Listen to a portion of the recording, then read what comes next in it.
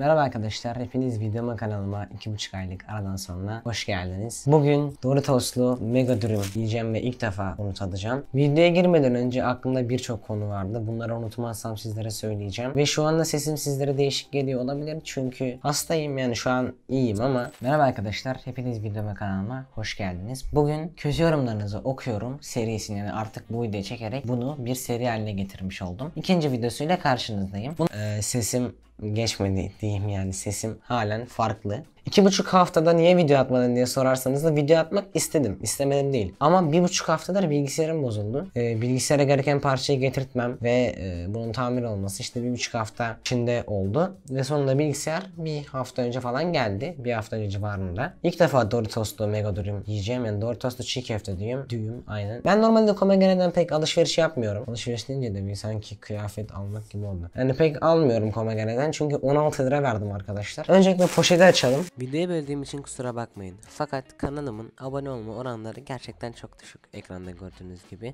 Sizlerden ricam bir saniyenizi ayırıp abone olup bildirimleri açarsanız beni gerçekten çok mutlu edersiniz. Bu videoya soru almadım fakat konusu olarak günlük hayat ve size söyleyeceklerim var. Öncelikle ben YouTube topluluk kısmına bir tane yazı atmıştım. Oraya post diyebilir miyiz bilmiyorum o paylaşılan şeye. Ben direkt post diyeyim. Oraya bir tane post attım. Mukbang videosu çekmeyi düşünüyorum. Sorularınız veya farklı video fikirleriniz varsa onları yazmanızı istemiştim. O kısma da YouTube kanalımda bakarsanız çok sevinirim. Elimden geldiğince bazı günler aklıma geldiği sürece sizlere bir şeyler danışıyorum. Sizlere bazı sorular soruyorum. Yani merak ettiklerimi de orada soruyorum. Beraber konuşmuş oluyoruz. Güzel bir kısım bence YouTube'un. Orada bir arkadaşımız en sevdiğin kitaplar, dizi, film tarzı bir şey söylemişti. Ben de dedim yani hep böyle sırayla soru cevaplayacağım ama bir konuyu ele alayım. O konudan devam edeyim dedim. Doritos çiğ köftenin içinde gider mi bilmiyorum. Ama bu ürün Komagene'de aylardır var. Demek ki bir tutulmuş, bir insanlar almış demek. Şöyle kamera açısında biraz daha şöyle yapayım arkadaşlar. Burada bir tane daha ışık var bu arada. Elimi koyduğumda görebiliyorsunuz. Bu eğer gözlüğüme yansıyorsa kusura bakmayın. Bu ışığı kapatsam hemen bir kapatayım. Yüzümün bu tarafı gördüğünüz gibi karanlık oluyordu. Dedim böyle olmasın. O yüzden bir tane daha ışık buraya koydum. Koydum dediğim kendim yaptım zaten. Paramlara veremem 100-200 lira. Komagene'nin dürümleri ince ve uzun oluyor genelde. Bu da aynı şekilde olmuş. Kokusu var. Ve bir şey söyleyeyim arkadaşlar, ben çiğ köftede mısır ve domatese bayılıyorum. Yani Komagene'de mısır var sadece bu arada. Komagene'de söylerken mısır koyduruyorum. Ama gerçekten çok yakışıyor. Ve domates olmazsa olmaz ya. Şunu merak ediyorum arkadaşlar. Bu bir hafta içinde okuldaki hocalara da sordum. Yani size de topluluk kısmında sordum. Eğer görmeyenler varsa sizlere şunu sormak istiyorum. Domates meyve mi sebze mi? İnternette bunun cevapları çıkar eğer yazarsanız. Ama ben sizden kendi fikrinizi belirtmenizi istiyorum. Yani kendi bildiğiniz şekilde ne olduğunu düşünüyorsunuz. Bunu yorumlar kısmında belirtmeyi unutmayın. Bunu beraber tartışabiliriz. Önce Bismillahirrahmanirrahim diyelim. Diyeceğim şöyle bir göstereyim size de. Hiçbir şey gözükmüyor, çok normal.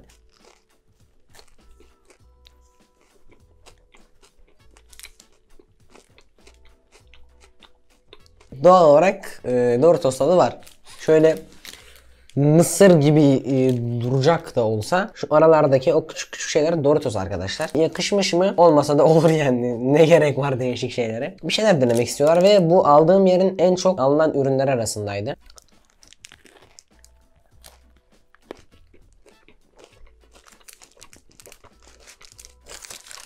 Şimdi bollaştı. Buradan görünce anlayabilirsiniz. Ben şunu söylemek istiyorum. Benim bir oyun kanalım var. Eğer bilmiyorsanız, yani aranızda bilenler de vardır. Yaklaşık 3 aydır oraya içerik üretemiyordum. Yani üretmiyordum diyeyim. Ve artık oraya düzenli olarak oyun videoları atmaya karar verdim. Yani bir süre attım. Sonra bıraktım. Neden olduğunu bilmiyorum. Oraya biraz boşlarım. Bu videoyla aynı anda beraber o kanalda da bir tane oyun videosu yayınlayacağım. Şurada veya şu kısım, yükseltme şu kısımda, iyi kartlar kısmında o video çıkmıştır ve açıklamalarda da var. Oraya gidip beğenip abone olursanız beni çok mutlu edersiniz. Bu da benim kanalım zaten. İkinci kanalım. Destekli olmuş olursunuz. Ve şimdi bu dürümü bitirmeden önceki konumuza gelelim. Arkadaşlar benim film olarak birçok sevdiğim konu var. Yani ana olarak kategori söyleyeyim. Ben bilim kurgu, aksiyon tarzlara bayılıyorum. Yani çok güzel. Hele bilim kurgular. Yani artık o kadar değişik filmler çıkmaya başladı ki. O kadar güzel görsel efektler. Hiç kimsenin beklemeyeceği, hiç kimsenin düşünemeyeceği farklı fikirde filmler çıkıyor. Hele diziler. Bir tane Güney Kore dizisi yayınlandı. 17 Eylül'de olması lazım, 2 hafta önce. Ben de 2 gün önce falan izledim arkadaşlar.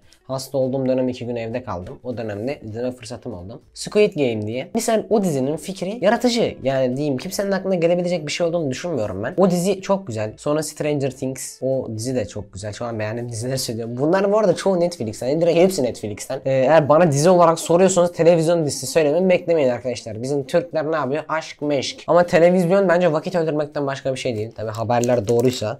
Haberler artık televizyon kanalları doğru olarak bizlere sunuyorsa.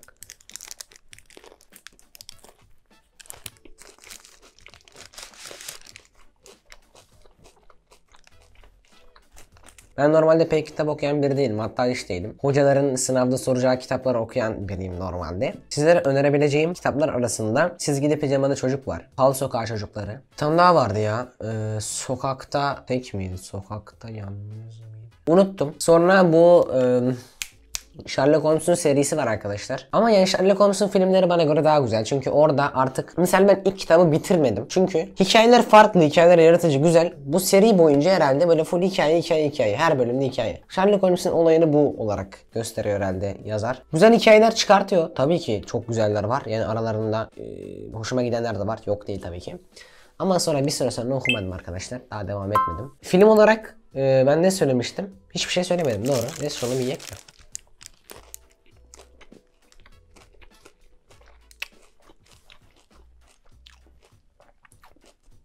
Abi komediye laf falan ediyorum ama adamlar güzel yapıyor. Film olarak arkadaşlar benim eskidenden beri çok sevdiğim Transformers var. Ve ben Transformers'ı nasıl keşfettim biliyor musunuz? Kaç yaşındaydım bir tahmin edeyim. 9, 10, 11. Bu üçünden biriyim. 11 olduğunu pek düşünmüyorum ama hastayım. Okula gitmedim. Annem çalışıyor o dönemler. Babam da aynı şekilde çalışıyor. Ben oturuyorum böyle, üstümde battaniye var. Karşımda televizyon var. Annem açmış, işe gitmesi gerek. İş saati geldi. Ve bir tane film var. İsmi de Transformers. Yani hastasınız.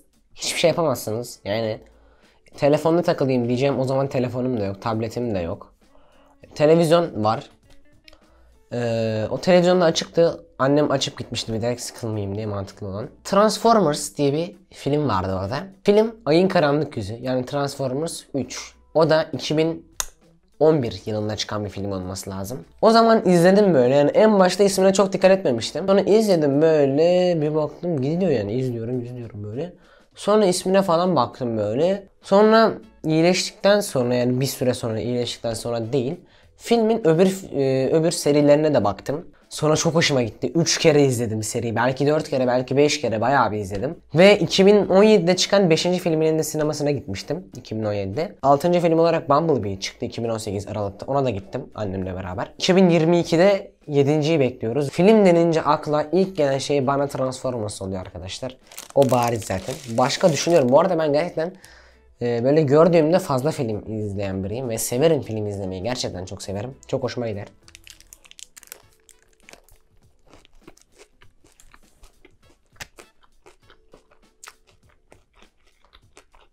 Ant-Man var. Bu da Marvel filmi. Arkadaşlar Marvel'ın filmlerinin çoğu zaten güzel. İyi görsel efektleri de var. Ant-Man yani karınca adam demek. 2 tane film var. Benim hoşuma gitmişti. Ve onu da ilk keşfedişim arkadaşlar. İngilizce hocası. Ortaokuldayım. Kaçıncı sınıf? 7. Yüksek ihtimal 7. sınıfım. Veya 8. 8 özür dilerim. Ya 7 ya 8. Yüksek ihtimal 8 tamam. Yani elbet sizin de ortaokulda hocalarınız belki ilkokulda film açmıştır televizyondan yani. Buna hepimiz kesin eminiz arkadaşlar. Ben orada ilk olarak onu orada keşfettim. Çok da hoşuma gitti. Eve geldim, devamını da izledim. İlkini de izledim. Pardon, bize ikinciyi mi izletmişti? Unuttum. Ya ikinciyi izletti bize ya ilkini. Hangisi devamını izledim veya öncekini izledim.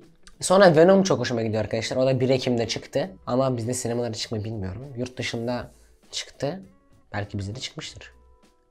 Venom güzel. Sonra Mars'ta diye bir film var. O film de gerçekten çok güzel.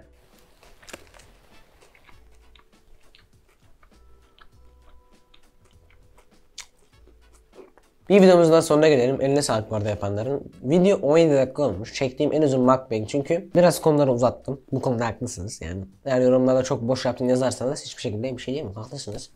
Diyerek sizleri seviyorum. Allah'a emanet olun. Bir sonraki videoda görüşmek üzere. Video fikirleriniz varsa yorumlarda belirtmeyi unutmayın. Bu benim için çok önemli.